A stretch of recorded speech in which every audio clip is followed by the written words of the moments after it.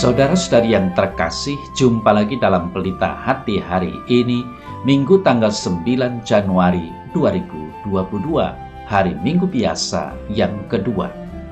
Bersama saya Romo Thomas Suratno, SC dari Paroki Cilandak, Jakarta Selatan, mendengar dan merenungkan sabda Tuhan, yakni firman Tuhan yang tersurat dalam Injil Yohanes, bab atau pasal 2, ayat 1 sampai dengan ayat 11.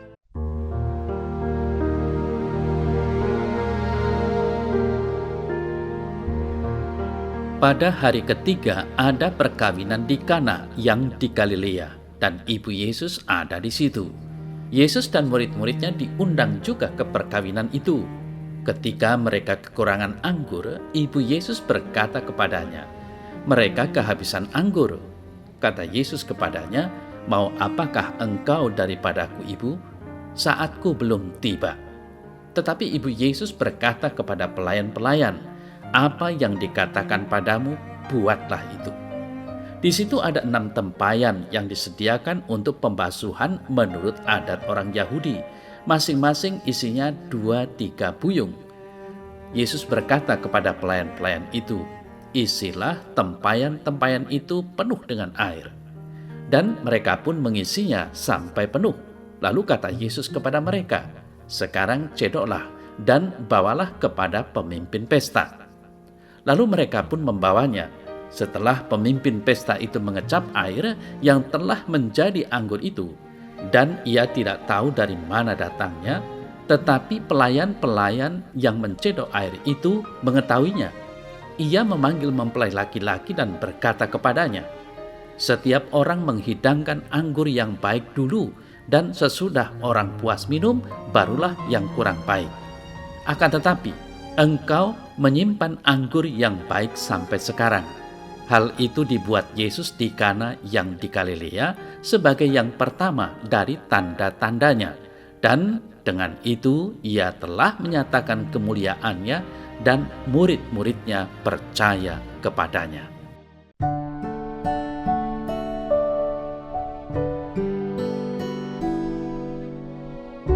Saudara-saudari yang terkasih, dari ayat-ayat warta Injil minggu ini terdengar jelas bahwa Maria membuat permohonan kepada Yesus dengan mengatakan mereka kehabisan anggur. Dan Yesus mengerti permohonan ini dan bukan sekedar pemberitahuan, sehingga dia mengatakan, "Mau apakah engkau daripadaku, ibu? Saatku belum tiba." Hal ini adalah sama saja dengan mengatakan, "Mengapa engkau, Ibu Maria, meminta aku untuk melakukan sesuatu?" Dalam hal ini adalah mukjizat yang belum saatnya aku lakukan. Percaya dan tahu akan putranya, maka Bunda Maria bukan memohon kepada para pelayan, namun memerintahkan kepada para pelayan untuk melakukan apapun yang dikatakan oleh Yesus. Saudara-saudara yang terkasih, kita jangan lupa bahwa Maria adalah satu-satunya orang yang pernah dilahirkan di dunia ini yang berkumpul dengan Yesus setiap hari sejak di kandungan sampai sekitar umur 30 tahun. Inilah sebabnya kalau ada orang yang paling mengerti Yesus, maka orang itu adalah Bunda Maria. Mungkin kita bersama-sama dapat merenungkan bahwa jika kita yang mengklaim telah menerima Roh Kudus dapat mengerti ajaran Yesus dan apa yang dilakukan oleh Yesus, maka terlebih lagi Bunda Maria, sang mempelai Roh Kudus. Saudara-saudara yang terkasih, Bunda Maria telah mengandung Sang Sabda, hidup bersama-sama dengan Sang Sabda selama kurang lebih 30 tahun. Setiap hari mengasihi Sang Sabda, sehingga Sabda tersebut menyatu dalam kehidupannya, perkataannya, dan perbuatannya, dan seluruh keberadaan dirinya. Bunda Maria sungguh mengenal dan memahami ajaran dan kehendak Kristus Putranya, sehingga apa yang dipikirkan, dilakukan, dan diminta oleh Bunda Maria senantiasa sesuai dan sejalan dengan kehendak Kristus Sang Sabda. Dengan fakta ini, saudara-saudari yang terkasih, kita harus mengakui bahwa Bunda Maria dan Yesus mempunyai hubungan yang begitu dekat, begitu murni, saling membagi, sehingga keduanya dapat mengatakan, "Ini aku milikmu." Yesus sendiri sebagai manusia dalam kebudayaan Yahudi menghormati dan taat kepada orang tuanya. Hal ini dicatat dalam Injil Lukas. Lalu ia pulang bersama-sama mereka ke Nazaret, dan ia tetap hidup dalam asuhan mereka. Dan ibunya menyimpan semua perkara itu di dalam hatinya. Dan Yesus makin bertambah besar, dan bertambah hikmatnya dan besarnya, dan makin dikasihi oleh Allah dan manusia. Lukas 2 ayat 51 sampai dengan ayat 52. Saudara-saudari yang terkasih, mungkin penjelasan dari beberapa bapak gereja dapat membantu kita, misalnya Santo Bernardus, yang menjelaskan tentang perikop ini demikian. Saya melihat dengan jelas bahwa Yesus mengatakan, "Mau apakah engkau daripadaku, ibu?" Bukan karena ia memarahi atau menegur, atau mau mengaburkan kesederhanaan hati ibunya yang merendah. Namun karena demi kita, sehingga apa yang menjadi perhatian orang tua menurut daging, janganlah membuat kita yang sudah percaya menjadi khawatir. Sebab Kristus nyatanya taat kepada ibunya, dan untuk menghormatinya, ia melakukan mukjizat itu. Kemudian, dengarlah Santo Chrysostomus yang mengatakan, meskipun ia, maksudnya Yesus, menjawab demikian, namun ia mengabulkan ibunya, sehingga ia dapat menghormatinya dan tidak tampak mengeraskan hati terhadapnya, ataupun juga mempermalukan dia di hadapan begitu banyak orang yang hadir. Dan kemudian akhirnya Eutimus mengatakan, betapa besar Yesus menghormati Maria adalah jelas dari banyak kejadian, termasuk juga di sini, bahwa ia memenuhi permintaannya. Saudara-saudari yang terkasih, dari apa yang dikatakan dalam warta hari ini, kita juga bisa melihat soal ketaatan yang dapat kita hayati dalam hidup sehari-hari sebagai orang beriman. Marilah kita merenungkan lebih dalam untuk diri kita masing-masing. Sudahkah kita menjadi umat Tuhan yang menurut dan taat kepada perintah Tuhan? Lebih jauh lagi, yang ingin kita fokuskan hari ini adalah seperti apakah sikap taat kita? Taat ala Maria Ibu Yesus atau sekedar ketaatan para pelayan? Di mana bedanya? Saudara-saudari yang terkasih, yang pertama, ketaatan Bunda Maria yang adalah Ibu Yesus. Maria Ibu Yesus tahu persis bahwa Yesus anak yang dikandungnya itu bukanlah anak sembarangan. Dari semua penulis Injil, Lukas yang menuliskan ini secara detail, di mana pada suatu hari Maria dikunjungi oleh seorang malaikat bernama Gabriel yang menjelaskan kepadanya bahwa dia akan mengandung anak pertamanya bukan oleh Yusuf, tunangannya, tetapi oleh Roh Kudus. Dengan demikian, saudara saya terkasih, Maria akan meninggalkan statusnya sebagai gadis 14 tahun yang saleh dan baik, serta memulai hari-hari yang penuh hinaan dan cercaan karena mengandung sebelum menikah, termasuk pula kemungkinan diceraikan atau bahkan ditolak oleh Yusuf sang tunangan pujaan hatinya. Ini semua dapat kita baca dalam Injil Lukas bab atau pasal 1 ayat 26 sampai dengan ayat 38. Intinya, semua yang bisa diidamkan oleh seorang wanita akan hancur berantakan. Tetapi saudara saya terkasih, saat itu juga Maria memilih untuk taat kepada Allah dan berkata, sesungguhnya aku ini adalah hamba Tuhan. Jadilah padaku menurut perkataanmu itu. Tetapi kalau kita perhatikan, Maria tidak mengucapkan pilihannya untuk taat itu sebelum malaikat Gabriel mengucapkan sebuah janji. sebab bagi Allah tidak ada yang mustahil. Nah, saudara saya terkasih, iman yang mendasari ketaatan Maria adalah iman yang asli, yang original, yang diperolehnya sendiri atas dasar janji Tuhan, karena memahami bahwa dirinya bukan hamba siapa-siapa, termasuk hamba dirinya sendiri atau hamba tunangannya atau orang tuanya, tetapi hanya hamba Allah. Maka ketika Maria melihat bahwa arak anggur yang menjadi kebanggaan dalam pesta-pesta bangsa Yahudi di pesta perkawinan Kana itu mulai habis, maka Maria tahu sungguh bahwa Yesus yang lahirnya dari janji Allah itu sanggup menolongnya.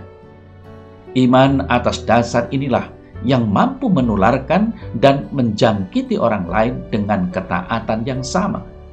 Iman karena yakin dan percaya pada janji Allah. Kemudian saudara saya terkasih, yang kedua, ketaatan para pelayan. Pada ayat 5 kita mendengar bahwa Maria memberikan instruksi kepada para pelayan untuk taat kepada Yesus. Lalu pada ayat 7 dan 9 dikatakan bahwa para pelayan itu melakukan persis apa yang Yesus minta dan mukjizat terjadilah. Jenis iman ini adalah iman palsu, iman second hand, atau iman turunan, serta iman paksaan. Mengapa demikian? Karena dapat dikatakan demikian, iman ini berasal dari kesadaran para pelayan bahwa mereka dibayar untuk taat. Mereka taat selama mereka dibayar, dan selama ada orang lain yang memerintahkan mereka apa yang mereka buat, dan akan melakukannya apabila ada pengawas yang mengawasi mereka. Iman seperti ini, saudara saya terkasih, akan tidak taat atau bahkan berhenti menjadi pelayan apabila bayarannya tidak lagi memuaskan, atau tidak ada perintah, atau tidak ada pengawas lagi. Bacalah pada ayat 9. Meskipun para pelayan itu tahu bahwa mukjizat telah terjadi, mereka tetap tenang dan tidak berkata apa-apa, karena tidak ada keuntungan apapun bagi mereka. Inilah fakta yang ada mengenai hamba baik di zaman Yesus, zaman sebelum Yesus maupun di zaman sekarang ini. Saudara saya terkasih, ketaatan seperti apakah yang kita miliki saat ini? Banyak dari kita yang ternyata memiliki ketaatan yang salah, tidak tepat, yaitu ketaatan ala pelayan.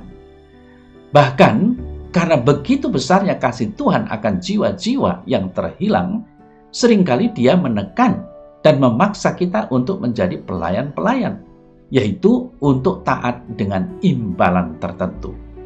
Tentu saja kuasa Allah mengalir, tentu saja jiwa-jiwa bertobat, tentu saja bangsa-bangsa diberkati. Tetapi apabila tekanan, paksaan, dan keadaan hidup kita berubah menjadi lebih enak, akankah kita tetap melayani dan taat kepada Allah? Bila jawabannya adalah tidak, maka kita tahu bahwa Allah mungkin belum berkenan kepada ketaatan kita.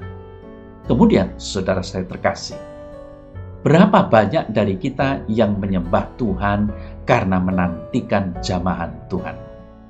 Bukankah ini sama dengan meminta upah? Berapa banyak dari kita yang memberi karena ingin dikembalikan atau diberi oleh Tuhan? Bukankah ini meminta upah? Bila kita melakukan hal-hal ini, berarti Injil belum sampai kepada kita. Kasih karunia Allah belum mendarat di hati kita. Yang ada adalah pembenaran diri dengan cara mentauratkan ucapan-ucapan Yesus.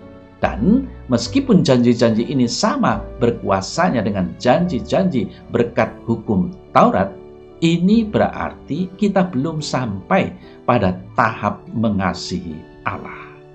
Saudara saya terkasih, Maria taat dengan tidak pernah berpikir mengenai 30, 60, 100 kali lipat. Maria taat meskipun tidak pernah dijanjikan pelipat gandaan. Dan ketaatan Maria inilah yang Tuhan inginkan. Tentu saja, bila kita melakukan firman Tuhan, kita akan diberkati sesuai dengan janji-janjinya, karena Allah tidak berdusta. Tetapi, bila kerinduan hati kita adalah menyenangkan hati Allah, maka motivasi Maria inilah yang dia rindukan. Saudara saya terkasih, janganlah khawatir akan apapun juga, karena berkat-berkat akan mengalir sendirinya bila kita menyenangkan hati Allah. Bahkan saya percaya 100 kali lipat adalah suatu penghinaan bagi Allah kita. Dia sanggup memberikan jauh lebih dari sekitar 100 kali lipat bagi semua yang diperkenannya. Maka jadilah seperti Bunda Maria, Ibu Yesus, yang taat sekalipun tidak dijanjikan upah apa-apa. Karena saat kita taat total tanpa mengharapkan upah apapun, hal itu mengetuk dan menyukakan hati Allah.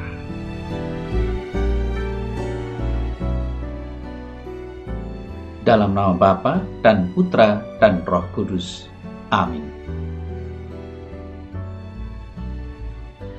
Ya Allah Bapa di sorga, kami adalah orang beriman yang percaya dan taat kepadamu, kepada firman-firman-Mu. Namun ketaatan kami barulah sebatas ketaatan para pelayan, karena upah atau anugerah yang akan Kau anugerahkan. Kami belumlah seperti Bunda Maria yang sungguh taat karena dia menghambakan diri padamu, bukan karena upah dan anugerah yang akan dikaruniakan kepadanya. Bantulah kami supaya dapat meneladan ketaatan Bunda Maria yang taat secara total, karena dia adalah hamba-Mu yang sejati. Amin. Dalam nama Bapa dan Putra dan Roh Kudus. Amin.